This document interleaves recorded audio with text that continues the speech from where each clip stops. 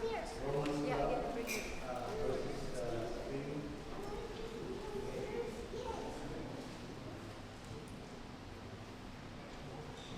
Right. So it says, "For by the grace given me, I say to you, to every one of you, do not think of yourself more highly than you ought, but rather think of yourself with sober judgment, in accordance with the measure of faith God has given you. Just as each of us has one body with many members, and these members do not all have the same function, so in Christ we who are many form one body, and each member belongs to all the others. We have different gifts according to the grace given us. If a man's gift is prophesying, let him use it in proportion to his faith. If it is serving, let him serve. If it is teaching, let him teach. If it is encouraging, let him encourage. If it is contributing to the needs of others, let him give generously. If it is leadership, let him govern diligently. If it is showing mercy, let him do it cheerfully." That's indeed the reading of God's Word. Let's pray. Heavenly Father, we thank you that we can, Lord, come to you, Lord, in prayer and remember some, Lord, of the things, Lord, that we are continually asking you, Lord, to intervene. Particularly, Lord, we are remembering our building situation, Father God. We ask that you remember, Lord, this matter, Lord. We pray that you will just sovereignly touch the hearts of the people concerned, that they will have, Lord, agreement or consensus, Lord, to start, Lord, the building of this of our process. We pray, Father God, for our insurance, our contractor, our engineer, even our city officials. Father God, we pray that you will just move their hearts, Lord, to agree together so that they could start, Lord, restoring, Lord, our process. Again, we thank you, Lord, because we know that you are working behind the scene and working in the hearts of these people. And we pray that whatever it is, Lord, that you are teaching us as a church, we pray that we will be sensitive to you, Lord, and that we will, Lord, continue to, Lord, support the church, to pray and intercede about this, and continue, Lord, to remember the church. We also even remember, Lord, Restoration Church, your people here, your leadership here, led by Pastor Jones. We thank you, Lord, for their generosity, Lord, which demonstrate, Lord, your work of grace that you have done in their hearts, for allowing us to use, Lord, these facilities, Lord, of theirs for several months now. We pray that you will return 100-fold, Lord, this blessing that you are sharing to us. And Father God, whatever financial difficulties that they are encountering right now, we remember them, Lord, in prayer, and pray that you will also intervene, Lord, in their behalf. Lord, we continue to pray, Lord, even for our nation, that we are facing, Lord, even this year, a very critical time, a crucial time, even as we will have our election, Lord, this coming November.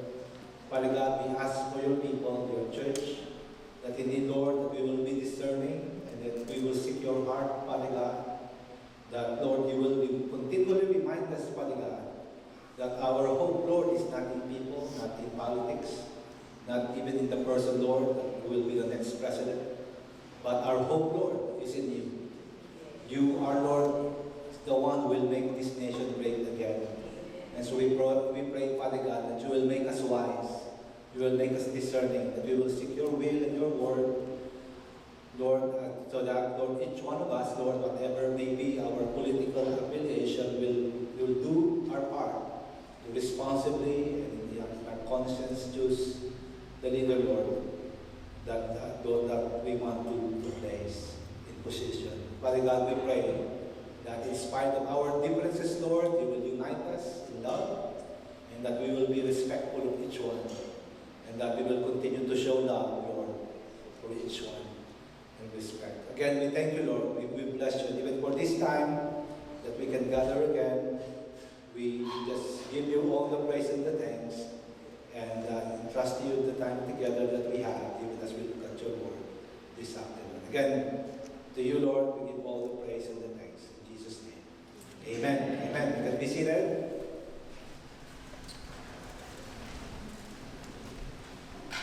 All right, for those who are joining us for the first time, we have started a new series of study, and this is our study on chapter 12 of Romans, transformed by God's grace, and we are now in verses 3 to 8, and as most of you know, my Trailblazer car, the one that we bought from Auntie Mary Lou, had an accident early this year, and is still now sidelined. And the reason for that is there is a missing part, that I could not still get, because the auto company in the lower 48 will not ship, this part. And this is actually the headlight bracket of my car. And so because of that, even though we have already all the other parts, we cannot assemble, our car. So we thank God for Brother Tony, Brother Ed. So Brother is not here. So he's the one doing my car. Anyway, because that part is missing, we could never assemble the car, and we will never be able to do what he's supposed to do, and that is, to run and bring us to places. In the same token, church, if there are missing spiritual gifts in the church, gifts that are not being used by God's people, we will not be able to effectively do the work of God. We need every part of the church, every member of the church, using their individual gifts that God has given them for us to be able to advance the gospel of the Lord in His kingdom. And today we'll be reminded that each one of us, as believers of Jesus Christ, belong to one body. We belong to one church.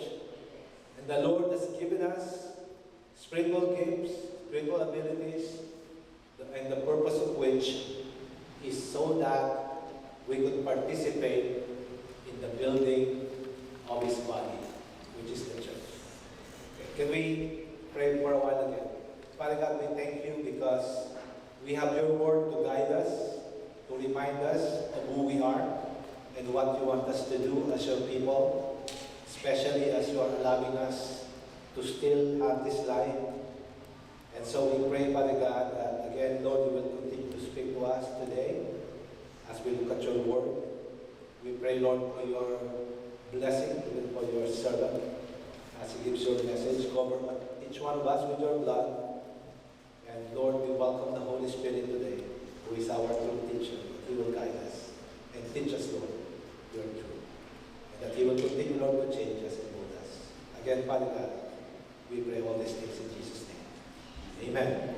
Amen. In our previous study, last week, we learned that the Apostle Paul has exhorted all of us, who have received God's marvelous mercy in Jesus Christ, that we should change the way we think.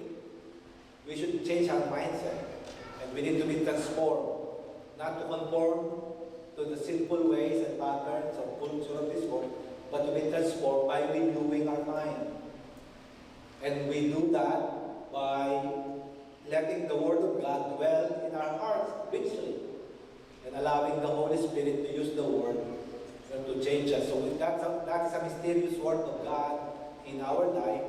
We cannot fully understand it, but that is how we see in the Scripture how God renews our mind. God uses the Word. He uses the Word of God, because we learn that the Word of God is not just a book.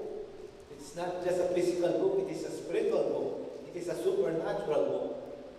And when people read it and obey it, apply the principle, the teaching, the Holy Spirit works in the life of that person, and the Holy Spirit begins to change his life.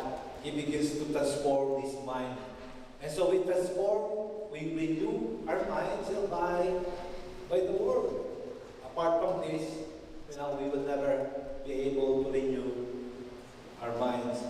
And so we learned also that Paul urged us to sacrifice this body, this life, to the Lord. We are to constantly remind ourselves that we are no longer, the owner of this body. And when we say body, it means the total being. God is not just concerned with our thoughts or speech. No, He's concerned with our total being. He's concerned not just with our head, but our heart, our totality. He wants us to constantly submit to Him, our lives. In fact, He tells us to consecrate this life to Him, to set apart this body for His use. And then, as I've said already, He wants us to continue to renew our minds. Now, this is important because in our text today, Paul exhorts them, the believers in Romans, to see or view themselves accurately. He tells them, the first thing that we see in our text today is Paul reminding these Roman believers that they have to see themselves or view themselves accurately. Where's our slide? Okay? And we read that in verse 3. Look at verse 3. He says, "For by the grace given to me, I tell everyone among you not to think of himself more highly than he should think. Instead, think sensibly as God has distributed a measure of faith to each one." So you can see the connection between our study last week. We can never do this, in fact, the rest of this exhortation, without the renewing of our mind. We cannot think the way we think before when we are still unbelievers. Paul exhorts us to change, to renew our mind. Because if we don't renew our mind, we will not be able to see ourselves accurately according to how Jesus thinks about us or see us, views us.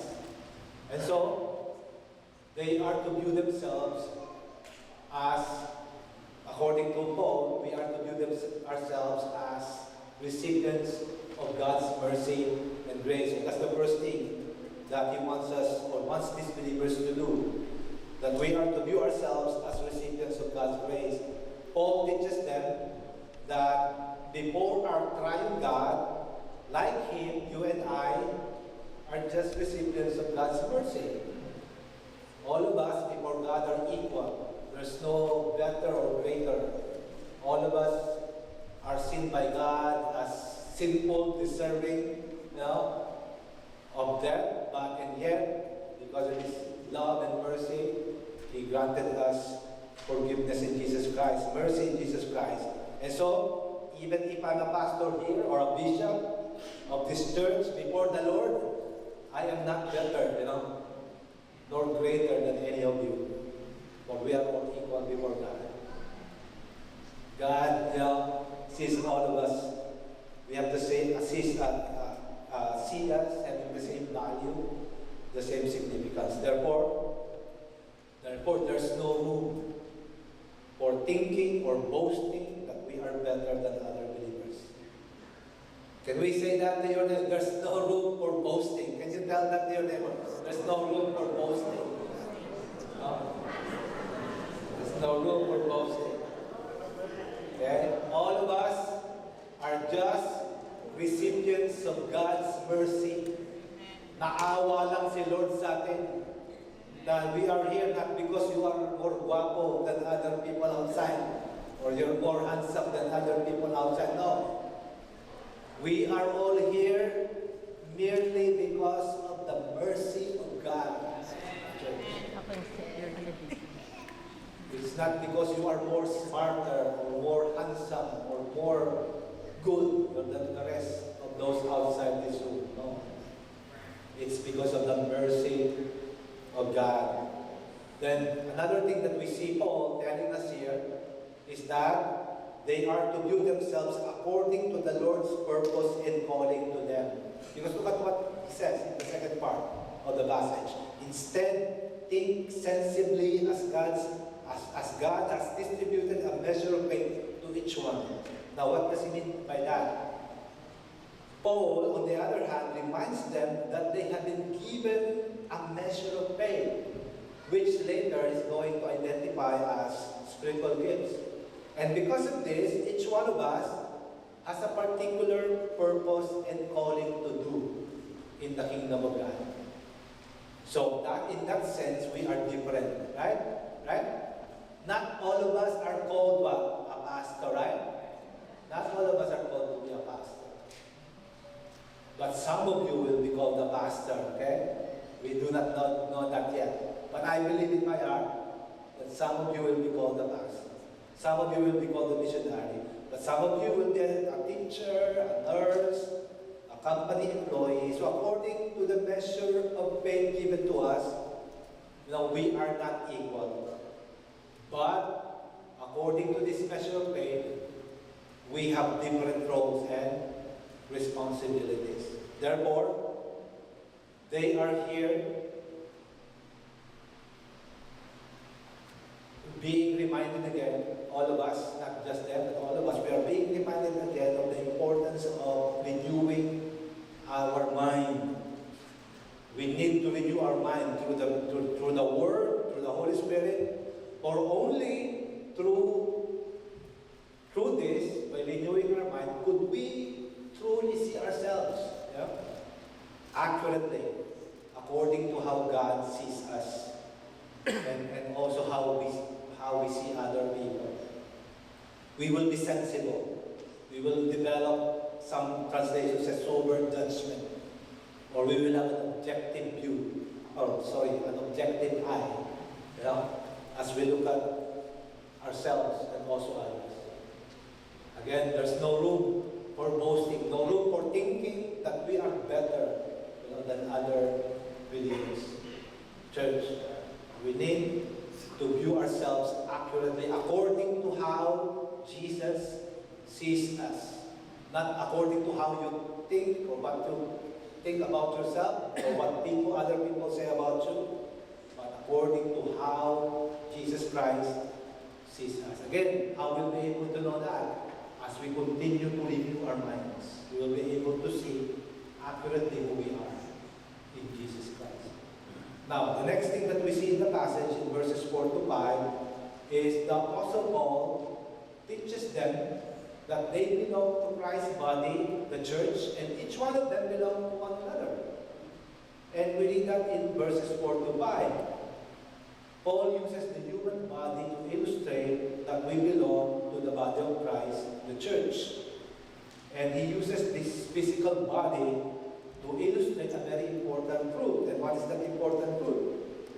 That, even though this body has... Can you turn that one of the pan to the so that it will not tinatamay. Okay. So, like this body, it has many parts, right? And but it is not disconnected to this one body. This hand is part of this body. My feet is part of the body. My head. You have not seen a person whose head is away from the body. Mumuyo, di ba? No, we don't believe in. So, even though there are many parts, eye, nose, but all of them are connected to one body. In the same token, Paul is telling us, the body of Christ is the same. There are many members, many parts, but it belongs to one body. And even though you are many, you belong to each other. It's hard to understand, but that's what the scripture tells us. I belong to you, and you belong to me. I'm connected to you spiritually. Can you tell that to yourself? You belong to me. Okay. Okay. I belong to you, you belong to me. Okay. Pero hindi Dapat. Lovingly look. Hindi yun. Not obsessive. Church, that's the truth. This hand cannot say, well, I'm not your part, I'm not your part. No, my foot cannot say, I'm not part of your part, God. No, they are part of me, right? They belong to me. And so, that's the first thing that we learn here. Paul uses the body, this human body, to illustrate to us that even though so we are many in the church, yet we belong to one body, and we belong to one head, and that head is Jesus Christ. The human body also illustrates that each one of us belong to one another, and that the head is Jesus Christ. So like me, there's only one head, right? Here. No body that has two heads, right? Only Hydra is, di ba, dalawa ulo? There's no person who has two heads, right? Freak yun, di ba? Freak. That's not the normal thing, right? There's only one head. Now, for the body of Christ, we have one head, di ba? And that head is none other than Jesus Christ. Look at what Paul said in Colossians 1. He said, He is before all things, and by Him all things hold together, just like He said, hold all things together. It's the control center here. You know? And it says, He is also the head of the body, the church. He is the beginning, the firstborn from the dead, so that He might come to have first place in everything. So, not only that the human body illustrates that we belong to the body of Christ, it also illustrates to us that Christ is our head. He is the head. And the goal of every believer, according to Paul, is to contribute to the building up of the body of Christ, which is the church. And we read that in Ephesians chapter 4. Slide. We are now in number 3. So the goal of every believer, as we read here in Ephesians chapter 4, it says, by speaking the truth in love, let us grow in every way into Him who is the head, Christ. From Him, the whole body, fitted and knitted together by every supporting ligament, promotes the growth of the body for building itself up in love by the proper working of each individual parts. Just like this body, if each part will not do its function well, properly, what will happen to this body? It will not work the way it should work, right? If my feet, is cut or, injured, I'll not be able to walk normally, right? If something happened to your eye, you cannot function well, normally. It will not affect you, right? So each part must do the function, the way, the function that it was created, right? That it's designed to do or wired to do. And each part has a particular function, right? Now the same is true with the body.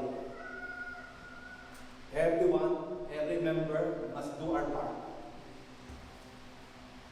Each one of us has a part to do, has a role to play in the body of Christ. So the question now is, how can they contribute to the edification or building up of the body of Christ? How can they contribute to the building up? If that is our goal, to build up the body, how can we do that? Paul answers that in the next verses. Paul teaches them, the Roman believers, and us, of course, that the Holy Spirit had distributed spiritual gifts to every believer. And the Word of God is very clear.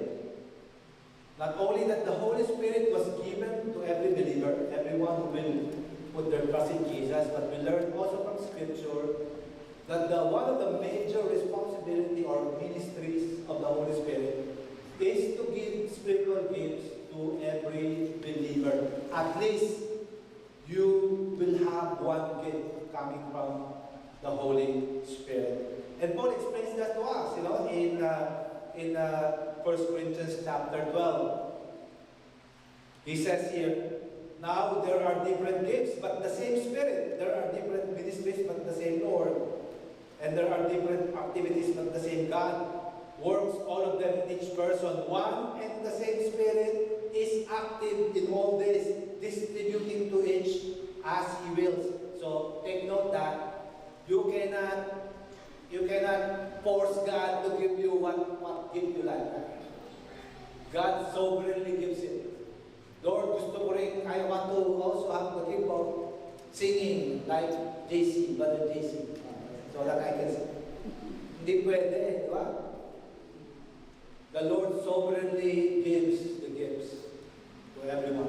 Hindi tayo pwede mag-demand. We cannot demand the gifts. He sovereignly gives it. And then, Paul also enumerates some of these gifts in the text. So we see that in verses 6 to 8. According to the grace given to us, we have different gifts. And then he mentioned prophecy, he mentioned service, he mentions teaching, he mentions exhortation, he mentions giving, and then leadership.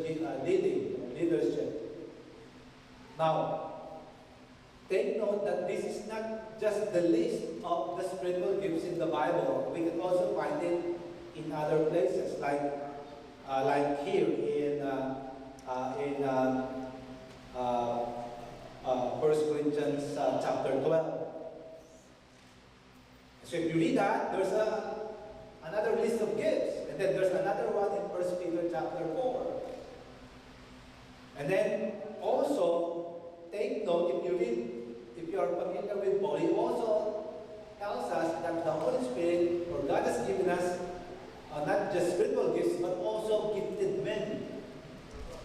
And who are these gifted men? These are he mentions this in Ephesians chapter 4, verse 11 to 13. And he himself gave some to be apostles, prophets, evangelists, pastors, and teachers to equip the saints. And so, not only spiritual gifts, but also gifted men. Anyway, in any case, we know that this list is not comprehensive. It is not meant to be a final list or comprehensive list. So scholars agree that there could be more gifts, and these are not just the gifts. Anyway, we learned today that one of the important ministries of the Holy Spirit is to sovereignly distribute spiritual gifts to His people in order to empower them individually and corporately so that they could serve others, they could build the church. And so you are now not excused, all of you are here. Now you know that you have at least one gift that God has given. If you are a believer of Jesus, if you say, profess to be born again and have place your trust in Jesus as your Savior, at least the Holy Spirit has given you one spiritual gift. Okay. So can you tell that to your neighbor, you have a spiritual gift. You have a spiritual gift. You have a spiritual gift. So just like Peter, because we have spiritual gifts, look at what Peter tells us to do. He tells us, just as each one has received a gift, use it to serve others as a good stewards of the varied grace of God. Church, each one of us is expected by God to be a good steward, a good manager of this spiritual gift. Not only that you are to know what is your gift, God is expecting you to use it and to manage it well. And so, you need to understand that. Now, what can we learn from our text today? Number one, by faith, let us develop an accurate view of ourselves, that is, as Christ is us, so that we can trust the Lord to do through us what He has planned and gifted us to do. Remember again what the Apostle Paul said. He said in verse 3, "For by the grace given me, I tell everyone among you not to think of himself more highly than he should think. Instead, think sensibly as God has distributed a measure of faith to each one." Church friends, there are two extremes that we have to avoid as far as spiritual gifts or abilities is concerned. Two extremes. The one extreme is that we belittle our gift or the gift of others. Ay, wala naman kwenta tong gift ko. Oh, my gift is, it's not. Or the gift of others. You belittle it. You're saying, you're thinking that, I will not contribute much to the building of the body because this is my only gift.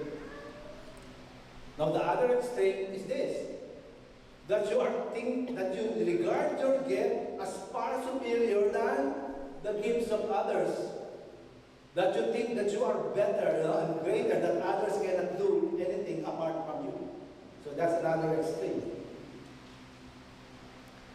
So now let me clarify this, church, before I continue. Evangelism and making disciples are not spiritual gifts. They are commandments of God. God commanded each one of us to win souls and make disciples. So they are not. You cannot tell me, Pastor, I don't have the gift of making disciples. No, it's not a gift. It's a command given to all of us. But there are spiritual gifts that God has given us. Therefore, let us remember that since each one of us has been gifted at least one gift, then each one of us is significant. You have a role to play. You are needed to build the body of Christ. No one here is superior to another. As far as God is concerned, we are in His sight, we are of equal value, equal significance. But because of the gifts given to us, the measure of faith, each one of us has a different role to play. Alright? And so, it is very important of us, church, to have a right and accurate view of ourselves.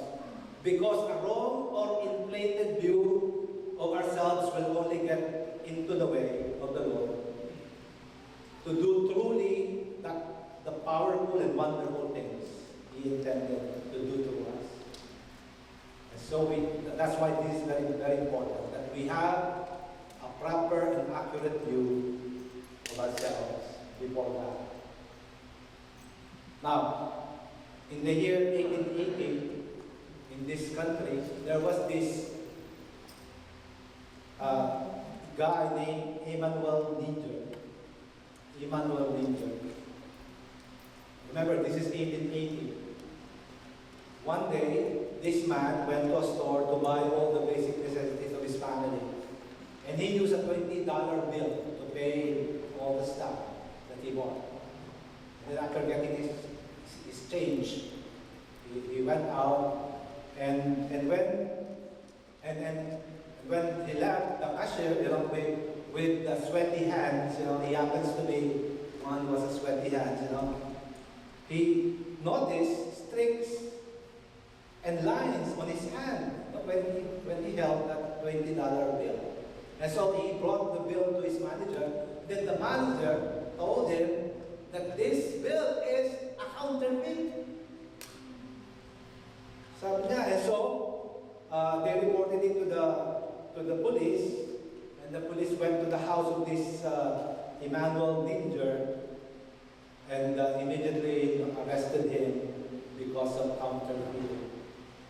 Now, what was astonishing about this story is this, that during the police investigation, they found out that Linder has forged $20 bills, many of them, by painting it with his own hands.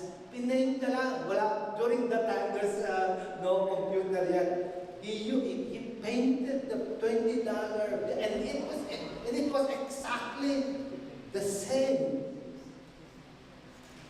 If not for that bleeding paint, he will not be discovered.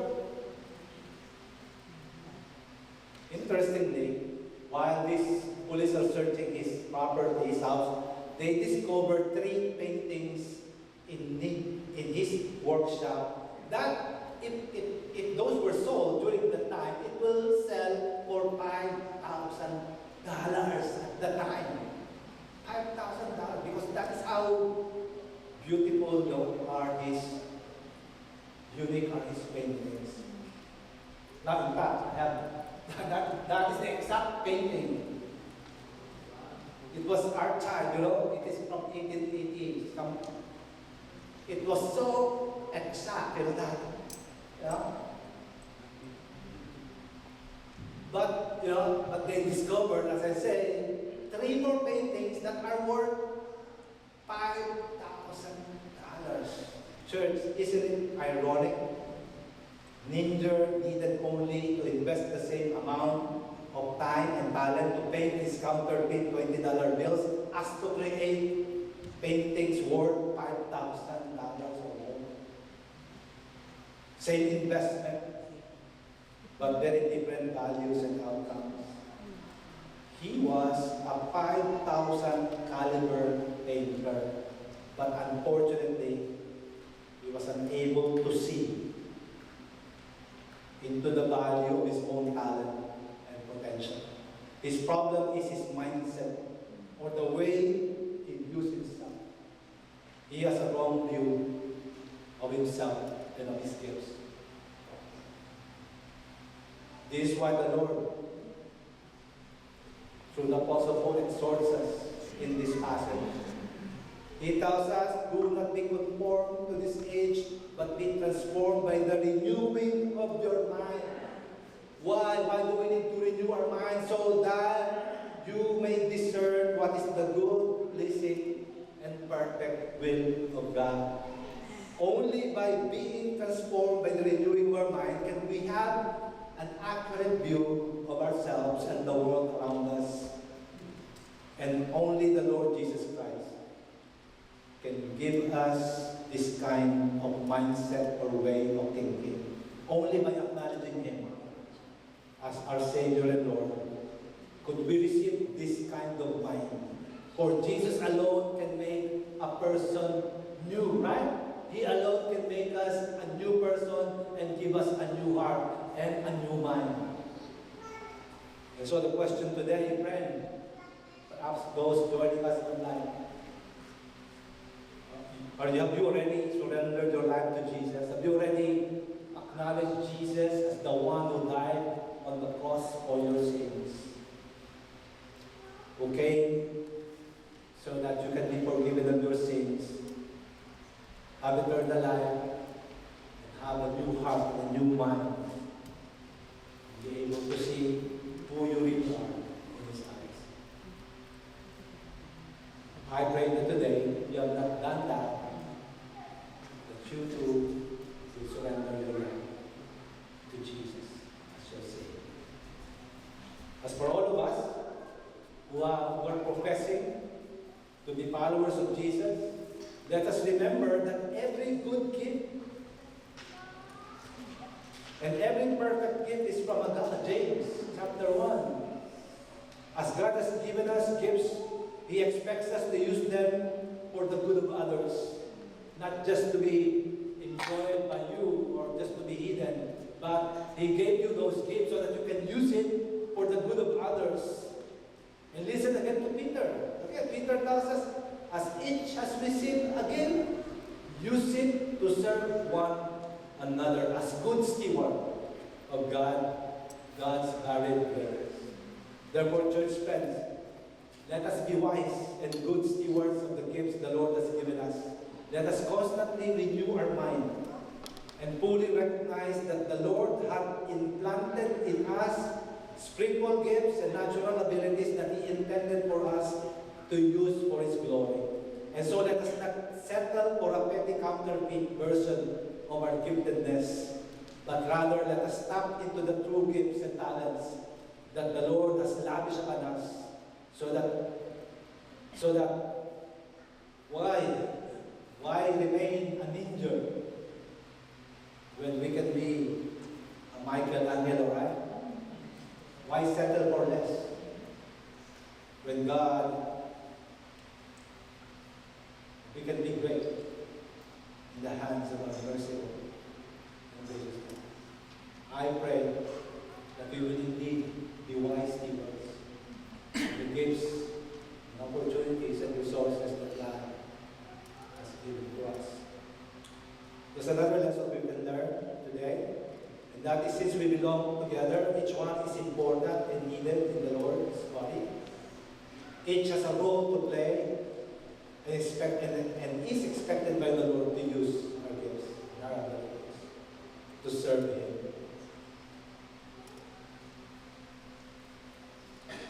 Look at again the words, listen again to the words of Paul. Paul reminds us that there are different gifts, but the same Spirit, he tells us. There are different ministries, but the same Lord. And there are different activities, but the same God works all of them in each person. One and the same Spirit is active in all this, distributing to each person as He wills. Because of our spiritual gifts, we know that the Lord's will for us is not just to be a mere spectator in the church or a silent spectator in the church. God's will for us is to be an active participant. Church, that's God's will for us. To actively participate in the work of God using our spiritual gifts. And so what is a spiritual gift? Let me remind you again. It's a special gift that God has given us. I think it's there in the slide for those who are not familiar with this. A spiritual gift is an ability, a special ability that God has given us. Slide please, James.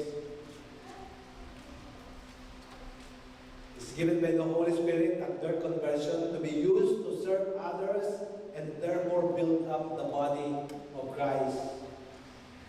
A spiritual gift is much like a muscle. The more you use it, the stronger it becomes.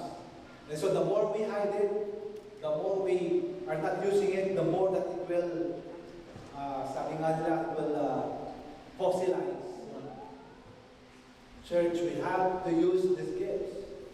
The more we use it, the more it will become stronger.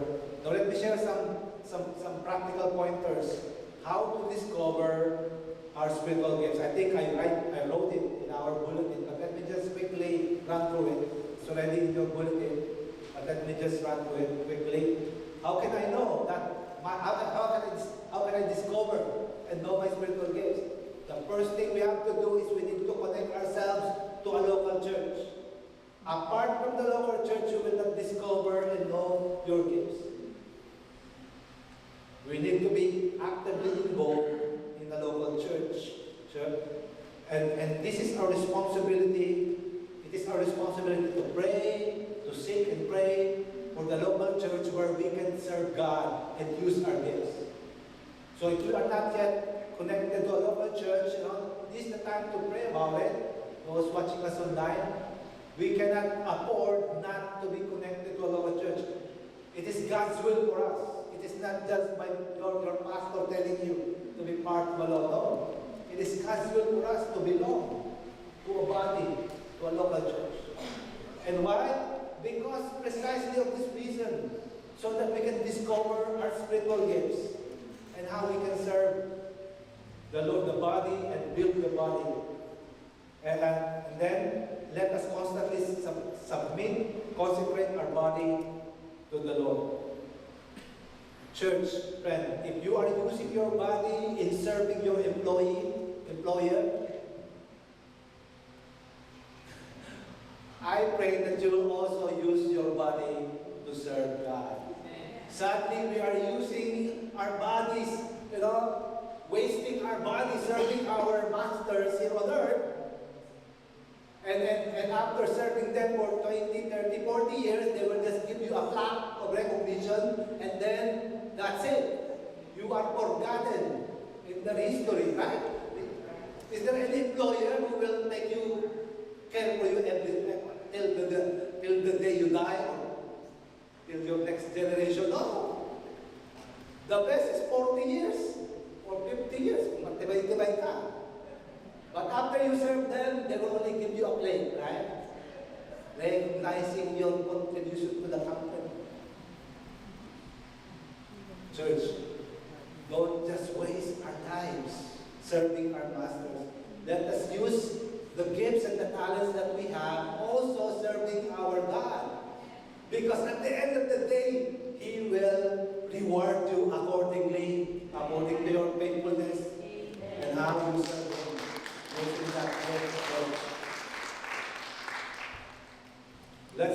about spiritual gifts through a class, seminar, or the internet. There are many websites where you can have an inventory, spiritual gifts inventory or test.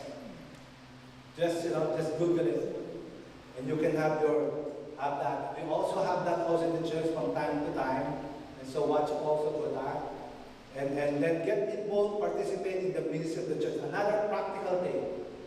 Did you know how I discovered my spiritual gifts? I think I said it to you already.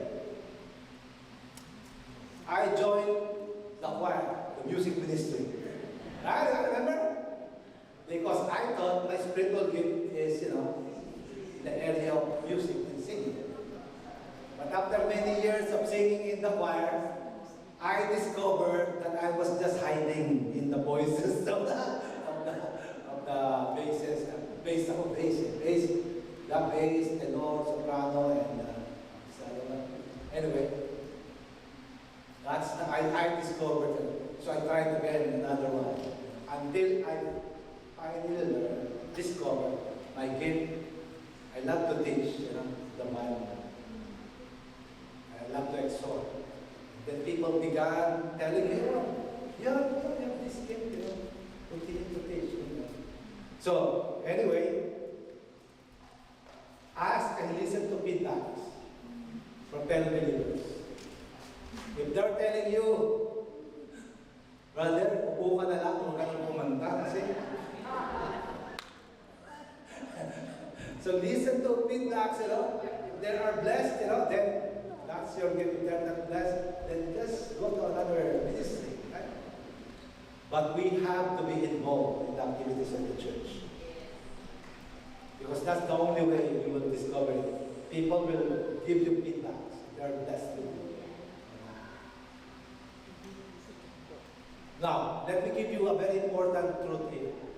You may think, Pastor, I think my gift is just this, and I don't think it will not amount to much.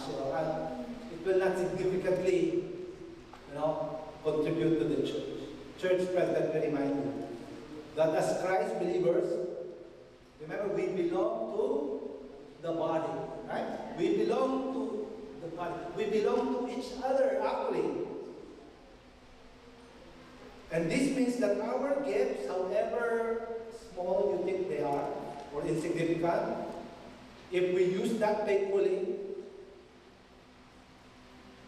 God is going to bless it.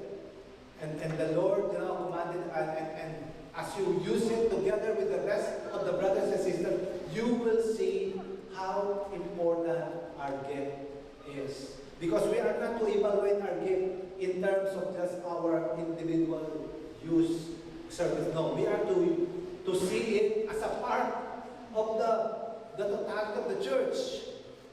Now let me illustrate this for you to understand. Now, it's now going to be winter time, a few more weeks, right? And we will see again snowflakes, right? Snowflakes. Have you seen snowflakes? Are you missing the snowflakes? Do you want to see again the snowflakes? Not yet. Anyway, we know that snowflakes are frail and can easily be broken. You need to be careful how to touch it. It will just disappear, or if you pinch it, Anyway, but if there is enough of snowflakes sticking together, they can stop traffic, right? Is that right? Look at that. Those are just millions of snowflakes, right? It can stop traffic. Church, likewise, by God's design, the lone Christian has little impact on the world. But when 2 or 3 are gathered together, when all of us are combining all our gifts, and we are working together, all of us, that is when Christ's presence is felt.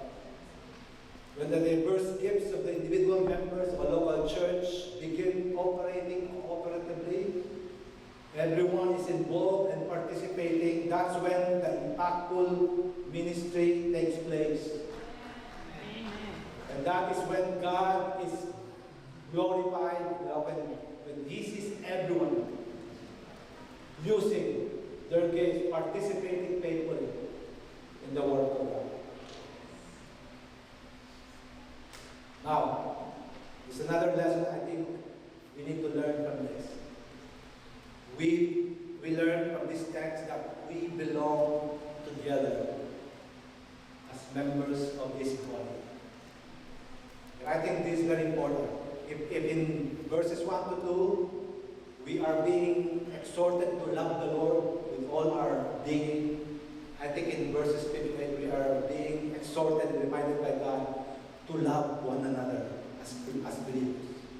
We are to love the church. We are to love the members of the church. Why? Because we belong to each other, right? Right? We belong to each other. Listen again to the words of Paul. I give you a new command. Sorry, the Lord, the brother, the command of the Lord. Before he left them, remember what he gave them? I give you a new command. Love one another. The world will know that you are truly my disciples if you love one another. Peter put it this way. He said, since you have purified yourself by your obedience to the truth, so that you show your sincere brotherly love for each other, from a pure heart, love one another constantly, because you have been born again, not of perishable seed, but of imperishable, through the living and enduring word of God. Again, here in Romans, later on, we're going to discuss it next week. Let love be without hypocrisy. Detest evil, cling to what is good. Love one another deeply as brothers and sisters. Church friends, another important truth that we learned today is that as Christ's followers and members of His body, the church, you and I are called. We are commanded, in fact, to love one another genuinely from the heart, sincerely from the heart. Though some of our fellow members are unlikable, right? Unlovable. Is that true? We are commanded to love, and to show genuine love one for one another. Can I ask you a very personal question, church? What part of your body do you hate the most?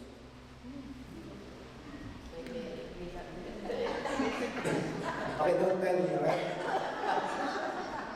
At least for me, you know already at least you have an idea what I hate the most in my body. Anyone can guess? I shared that to you 2 weeks ago. Hair? Oh, no, aside from that. That's one. Another part that I hate. I shared to you last 2 weeks ago. Remember, I throw it away. What's that?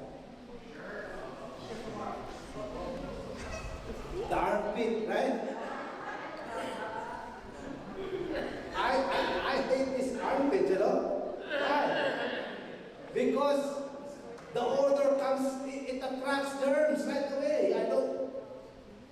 It keeps attracting germs, right? Even though I scrub it, you know. It is attracted to germs, you know. That's why I don't like it. But of course, we just say it, right? How about you, Jude? What do you hate the most in your life? I know you have, all of us have. But of course, we only say that, right? You only say that. But the fact is, the truth is, we love this body, right? Church, that is also true of the church. Can I ask you a question, a personal question again? Who do you hate the most in this church?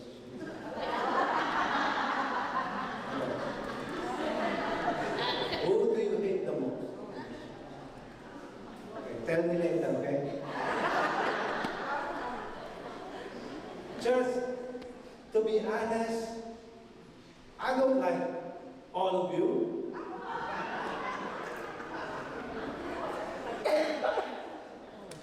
But I love all of you, right?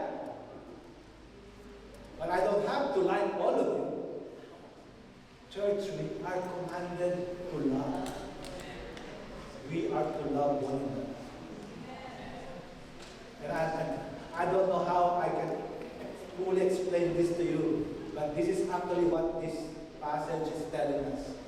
We belong to each other. We cannot afford to hate one another. We cannot afford to ignore, take for granted, to gossip, to backbite, to have a grudge, to have resentment and bitterness to one another. That's not part of the body of Christ. What we are commanded to do as body of Christ is to love one another from the heart. Totoo lang, totoo.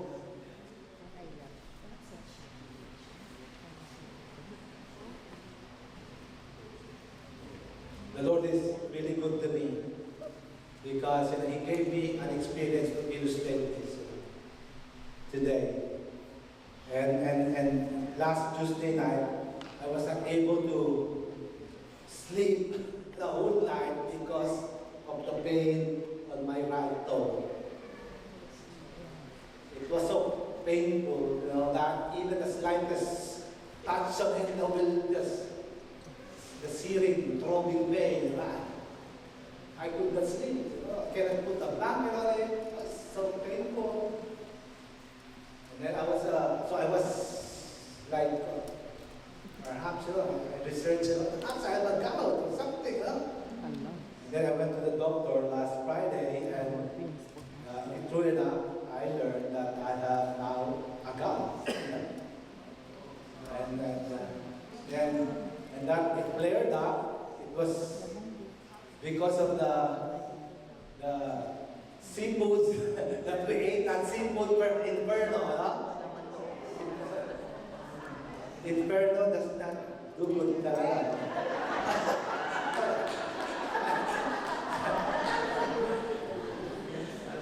So I learned, according to my doctors, shellfish, seafoods are no. You cannot eat those, Right now, you have to eat moderately, you have to control your diet. And so that night, I hate that part of my body. I hate it. I don't. Yep. Or another thing that I learned is that you cannot ignore the pain. What part of your body? You cannot say, "Oh, it's just my toe, right toe. Okay, I don't mind that." Have you experienced a toothache? Did you say, "No, it's just my teeth"? I don't. No. The Bible tells us if one part is hurting, everyone will be hurting, right? If one part of your body is hurting, all the parts of your body will be hurting. So that's why, church, we are to show genuine love. Let me end with this story. I think I've shared this story to you a long time ago. I think it's worth repeating today because of the moment. There was this mouse, remember this mouse, looked through a crack in the wall with the farmer and his wife because they're opening a package. And he's thinking, oh, that could be food again that I could steal, at night. But to his horror, the mouse saw that what is inside the package is actually a mouse trap. And he was shocked. And he ran to the barn, where all the animals are there, remember? And he shouted, there is a mouse trap in the house. There is a mouse trap in the house. He was crying to all the animals, And so he went first to the chicken. And he told the chicken, there is a mouse trap in the house. The chicken looked at him, scratch, raised her head. And then he said, excuse me, Mr. Mouse. I can tell this is a grave concern for you, but that is nothing, nothing of my concern. That will not bother me. Then turned away. And then he turned to the pig. Mr. Pig, there's a mouse trap in the house. Then Mr. Pig replied. He told him, oh, there's nothing I can do about that. But rest assured, I'll pray for you. Pray for you. And so, dejected, he went to the cow finally. Mr. Cow, there's a mouse trap in the house. And Mr. Cow mocked him. tell him, really? A mouse trap? What can that do to me, Mr. Mouse? And then went away. And so the mouse, dejected, depressed, he went back to the house. Because he has to find food that night. And then, that night, they heard this loud noise. A noise that tells them that there was the mouse trap has caught something, you know? Turn around. And so the wife of the farmer rushed to the place to look, you know, what was caught in the mouth, in the trap. But because it was dark, he did not see that what the trap caught is actually the tail of a poisonous snake. And the snake bit her. So she told the husband, I was bitten by a snake. And he brought her to the hospital. But when they came back to the house, she still has a fever. Right?